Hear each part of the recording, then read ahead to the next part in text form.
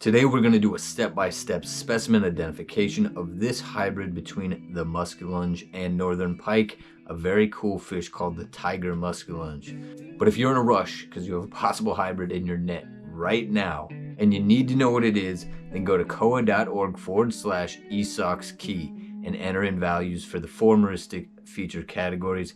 Keep your fish in the net in the water with the head submerged when not getting this information. This may or may not resolve your ID. Some muskies and hybrid tiger muskies will have overlapping values for each one of these features, and this app will not be able to give you a confident ID. This video fully explains how to ID those trickier to ID specimens, as well as to properly look at all the features that need to be examined. So whenever you potentially get one of these hybrids one day, remember to get these 5 photos and make sure the fish is placed on a cool, wet, non-abrasive surface. Get a lateral photo of the entire side of the fish as the fish lies flat. Get a side shot of the head from snout to gill plate and make sure all the scales are shimmering fully on the cheek and operculum. Get an underneath shot of the bottom of the jaws that includes the pores. Get a straight down shot on top of the head. And get a shot of the branchiosical rays that are splayed out and countable in at least one photo. And if able, place a flat measurer adjacent to the fish in the lateral photo of the body as well as the one with the top of the head. Being able to quickly and properly ID a tiger muskie is an identification skill that any muskie angler should have down, just in case you're lucky enough to happen upon one of these beautiful fish. And once you know exactly what to look for and what photos to take, a field ID should take you less than a minute.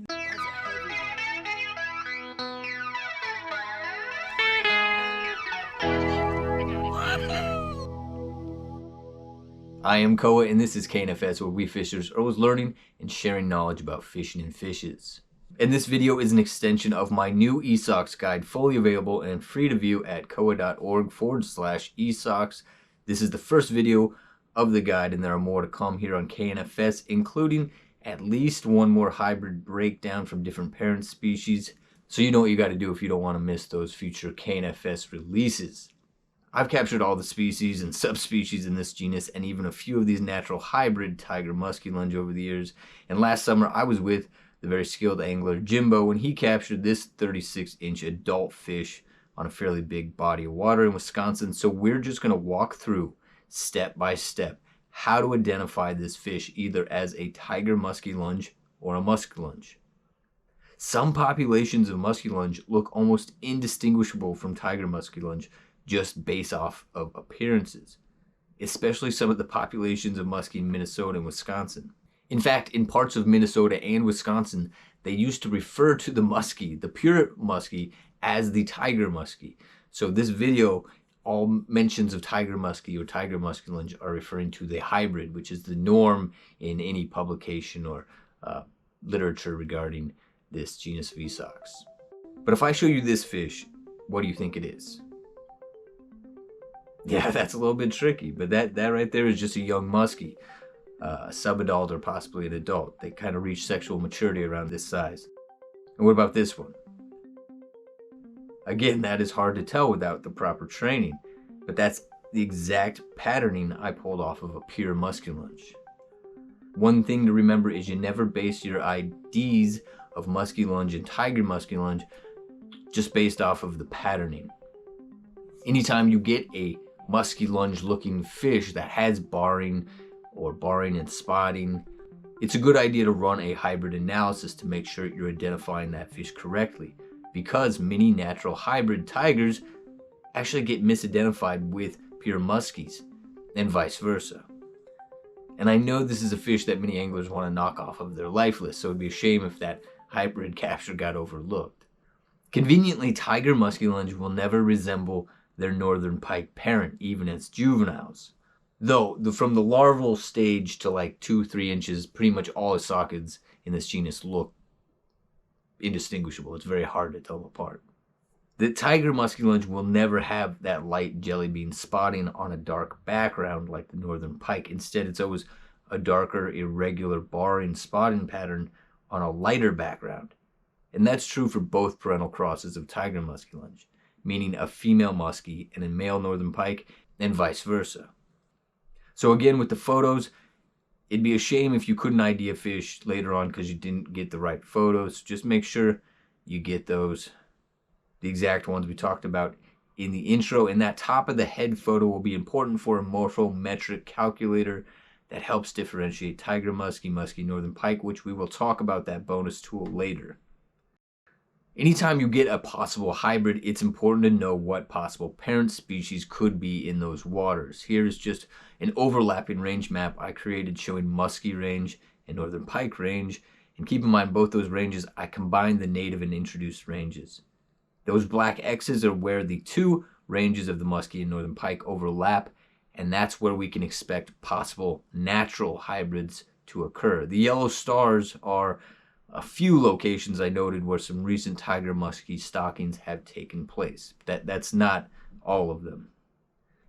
Our hybrid under analysis was caught in northern Wisconsin, and there are only two possible parent species within the Esox genus in this area, the northern pike Esox lucius and the muskellunge Esox masculinonge. And the Wisconsin DNR has not stocked tiger muskies in these waters for a very long time. So if this is a tiger muskie, which we're going to try to prove in this video, it would be a naturally produced hybrid. And there are grass pickerel farther south in Wisconsin, but not nearly close enough to this range to be considered as a possible parent species, though we should always keep an eye out for weird features nonetheless whenever examining hybrids, just in case illegal stocking took place. Although the muskellunge is physically capable of hybridizing with other species in the genus of Esox, as researchers have proven this by artificial productions and creating weird hybrids like a red-finned pickerel times a muskellunge or a chain pickerel times a muskellunge, the muskellunge times northern pike crossing is the only one that has been naturally observed where a muskie is involved. The hybrid tiger muskie is the Esoxid hybrid that we anglers encounter with the most frequency. There are just too many other barriers that exist for a muskie to naturally cross with a species besides the northern pike. It would be a very, very, very rare occurrence.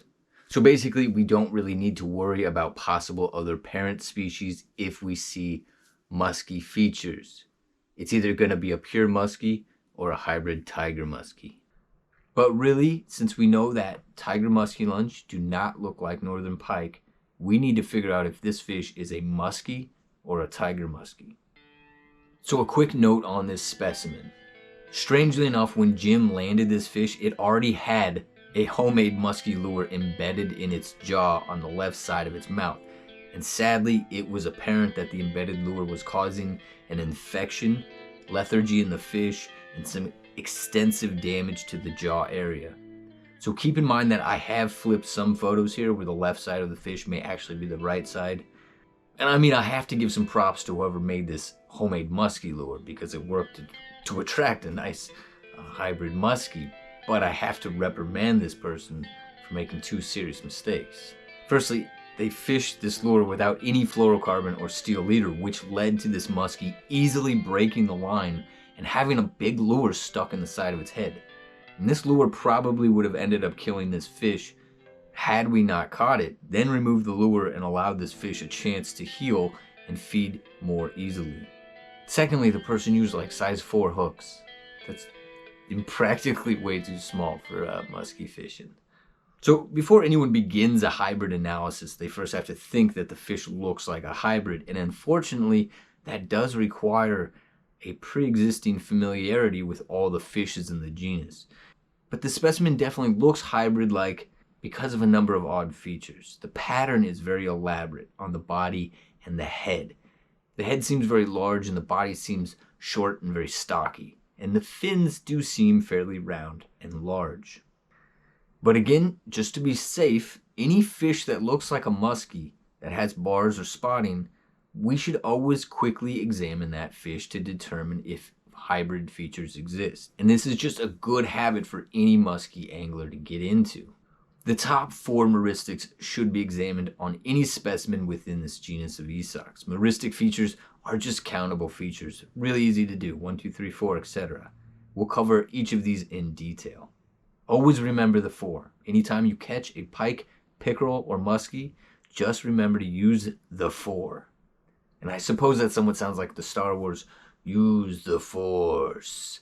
So you can think of it that way as a sort of memory trick. The scales on the cheek and the operculum are going to be what we always want to look at first on any socket. Make sure your photos get all the scales shimmering so that you don't accidentally miss some of those upon later review. And the scales are pretty easily to see, especially on adults.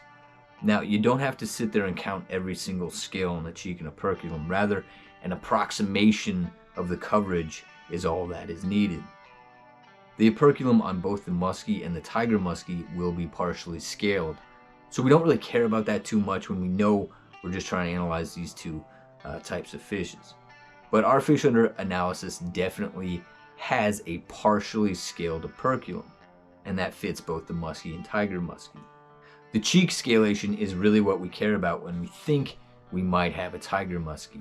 Musky will typically have a cheek that is partially scaled, usually around 50%, sometimes 60 to 70% covered, and rarely up to 80%.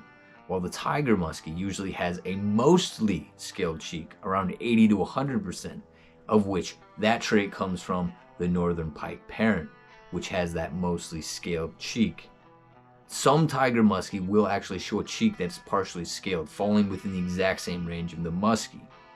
But on our specimen under analysis, we can clearly see that this is a mostly scaled cheek. I'd say 90 to 95% of that is covered, just eyeballing the approximation, which clearly fits within a tiger muskellunge expected range and outside the range of the musky. Just examining this one feature, we already have compelling evidence that this is a tiger musky and not a musky. But there is no way in hell I would ever base an ID solely off of one feature. We have to keep adding evidence here, so we're going to keep doing that. The second most reliable trait to look at on a possible tiger musky is counting the scales along the lateral line, and this is just done by finding that main lateral line, of which is tricky to find on some sockets because they tend to have many poured scales along the body. So if you can't find that main lateral line, just start at the first middle scale, not on the tail fin, but right at the end of that caudal peduncle there, and follow that row of scales all the way back to the gill plate. And it's always a good idea to count at least twice and then average those two numbers. On this fish, I came up with 135 lateral scales. The musky typically shows more lateral scales than a tiger musky, usually with 145 to 160 scales and a full range of 140 to 176, while the tiger musky usually shows fewer scales, typically around 125 to 145. So again, this lateral scale count of 135 fits outside normal musky range and within the expected range of the tiger musky. We have very good certainty that this fish is a tiger musky just based off of these two meristic features we've examined. But we gotta keep going. More evidence is always better. Because some tiger musky will show that partially scaled cheek like a musky, and some tiger musky will have 140 to 145 lateral scales, where both of those values would overlap with a musky's ranges. So the third of the top four meristic features to examine is the submandibular pores. Now these are super easy to find on adults and subadults, but on specimens smaller than 10 inches or so, you'll probably need a magnifying glass. Just flip the fish over and look for the holes on the underside of the jaw. We only want to count fully developed and obvious pores, and be careful to avoid counting black spots, old scars, or other markings that aren't pores. Our specimen has 5 pores on the left side and 6 pores on the right side for a total sum of 11. Most all musky will show a summed count of 12 to 18 submandibular pores, while most tiger musky show a summed count of 9 to 13. However, about 25% of tiger muskies will show about 14 to 16 pores, some from both sides, and I even found an accounting of a tiger musky that had a sum of 17 with a 9-8 count. So our fish's submandibular pore count fits within the expected range of the tiger musky and outside the normal range of the musky. It's just very rare to have a musky show a 5-6 or 6-5 count of submandibular pores, but it is possible. So the evidence keeps stacking up for tiger musky. The last feature of the top 4 meristics is counting the branchiosical rays, and these are just counted by flipping the fish over and examining the bones in that branchiostegal membrane. You can also hold the fish at an angle, as I am here with this muskie, and they'll often spread out. Just don't count the subopercle, as that is a different bone, definitely larger than the last branchiostegal ray. And if you're doing this with a big fish, I hope you're fishing with a partner, because those big fish squirm, and it's always great to have a partner kind of just help hold and secure a fish. Counting branchiostegal rays is often not that helpful for differentiating tiger muskie and muskie because they have a ton of overlap. The muskie usually shows 16 to 20 branchiostegal rays, while the tiger muskie shows anywhere from 12 to 20 or even more. It's a highly variable feature on this hybrid type. So our count of 17 here on the right side, and I also got 20 on the left, it just doesn't offer any help for distinguishing these fishes because both counts fall in the expected ranges of both fishes. Had that count been 12 to 14 or even 15, it would have supported tiger muskie over muskie. So as of now, considering that the first 3 of the top 4 meristics fit only within the expected ranges of the tiger muskie range and not within the muskellunge ranges, we would most definitely ID this fish as a tiger muskie. However, we are building your skill set for identifying tiger muskellunge, so let's just keep going. So we know that this fish is an adult based off of the size. It's 36 inches, so we want to think about adult patterning. Patterning and coloration is very different on juvenile specimens to adults, and that's true of pure species as well as hybrids. Since we're looking at adults, I'm not going to talk about juveniles, but all of the juvenile muskie versus tiger muskie information is at the website koaw.org/esox, or specifically just go to koaw.org/tiger muskie for that page. And I will discuss this in an upcoming video as well. Pretty much every subadult and adult tiger muskie will have elaborate patterning on the head, while most muskie do not. This fish definitely has elaborate patterning on the head with that leopard spot and the various lines and spotting.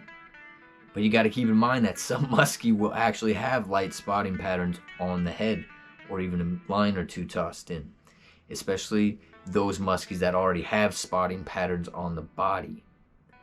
And I made these muskellunge graphics based off of the patterning of live adult specimens, so those are actual natural patterns of muskie right there. The patterning on the body of a tiger muskellunge is almost always more crowded, and it seems less organized than what's on a muskie. The tiger muskie usually has darker barring and spotting compared to the lighter appearance of the muskellunge spotting and barring. And you'll notice that I have to use the words like usually and typically a lot, because muskellunge and even tiger muskellunge patterning is highly variable. Even though most of them will usually look this one way, there's always a small group of outliers that break that trend. So usually is the safe word, I suppose, to use. Which is why we can never rely completely on patterning and colorations for IDs within this genus, especially when hybrids are involved. So our specimen has many pronged bars, and usually muskie won't have these, but again, some muskie will have pronged bars. There's one right there on this nice muskie. There's also a chain link on our specimen, also not common on muskie, but it may occasionally show up on a muskie. But on our specimen, the pattern does seem very crowded, and it's a bit wild and elaborate, so overall, this patterning definitely fits more closely towards tiger muskellunge rather than a muskellunge. Finally, we want to examine the morphometrics of our fish. And morphometrics is just a fancy term that we biologists and researchers use to describe parts of the body that are measured and then usually compared against other body parts that are measured. And the number one morphometric feature that you'll notice just by looking at a tiger muskie is that big head compared to the body length. This is really most evident on adults, and conveniently, both of these specimens I've photographed are 36 inches, so we can really just see that head size compared to the body size is much different. That tiger muskie's got that big head. Another thing to notice, which holds up most of the time, usually, is that the fins on the tiger muskellunge tend to be larger and more roundly compared to the muskellunge. Personally, I find this ID feature impractical for most anglers to use in the field, unless they already have a very good pre-existing familiarity with both of the parent species, as well as the hybrid. It's just not obvious to tell unless you are literally staring at another specimen for comparison like we are here. So I have one more morphometric tool which we are going to go over right now. So this is a fun little morphometrics app I made that will add a next level confidence to an ID. And it might even be necessary to use on IDs where, even after analyzing the top 4 meristics and patterning, it's still not entirely clear if it's a musky or a tiger musky, because yes, that can happen. Like I said, it's possible for all 4 of those top meristics to have overlapping ranges, as in no ID is confidently determined for musky or tiger musky. This free-to-use app is found at koa.org/esox-morph-key. If you want to plug in numbers and follow along while I do this, it's real simple to use. All you do is take measurements, enter values, and then you get a score.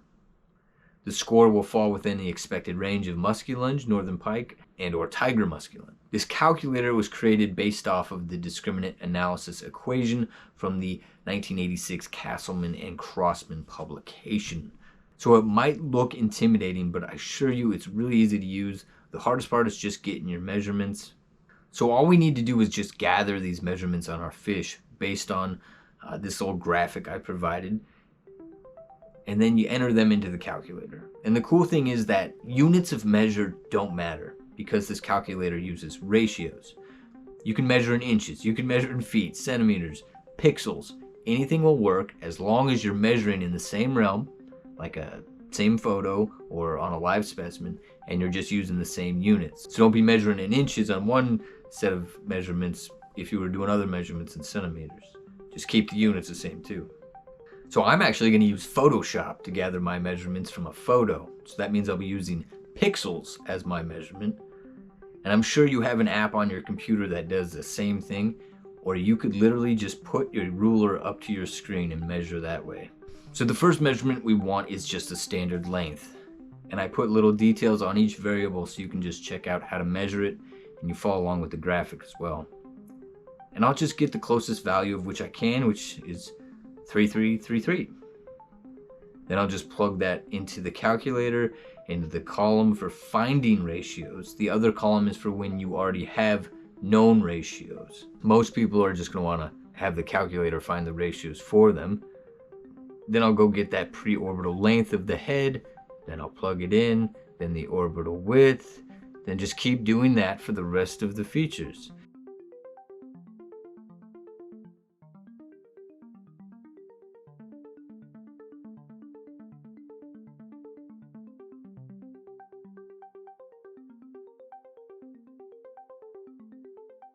And just make sure when you get to the caudal peduncle depth, you remember to get the height of the bar instead of the width if you're using a program like I am.